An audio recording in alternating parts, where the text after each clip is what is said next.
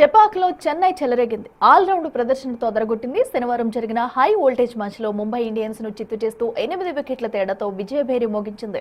ముంబై నిర్దేశించిన 160 పరుగుల లక్ష్యాన్ని చెన్నై కేవలం 18.1 ఓవర్లోనే 2 వికెట్లు కోల్పోయి ఛేదించింది.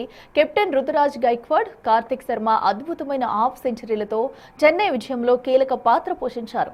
ఈ గెలుపుతో చెన్నై తన ప్లే ఆఫ్ రేసులో నిలవగా ముంబై ఇండియన్స్ పరిస్థితి మరింత దారుణంగా తయారైంది.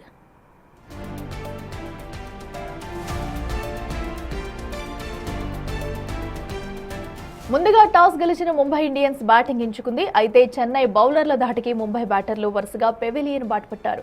ఒక్కొక్కరుగా వికెట్లు కోల్పోవడంతో ముంబై కష్టాల్లో పడింది.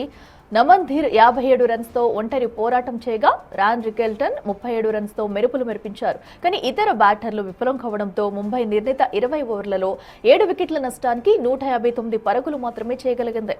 చెన్నై బౌలర్లలో అన్షుల్ కాంబోజ్ 3 వికెట్లతో ముంబై వెన్నవిరిచారు.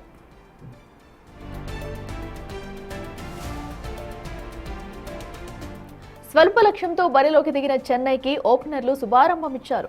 రుతురాజ్ గైక్వాడ్ తన క్లాస్ ఇన్నింగ్స్ తో ముంబై బౌలర్లపై విరుచుకుపడ్డాడు. అంతకుముందు సంజు సామ్సన్ 11 పరుగులకు అవుట్ అయినప్పటికీ కార్తిక్ శర్మ అతనికి అద్భుతమైన సహకారం అందించారు.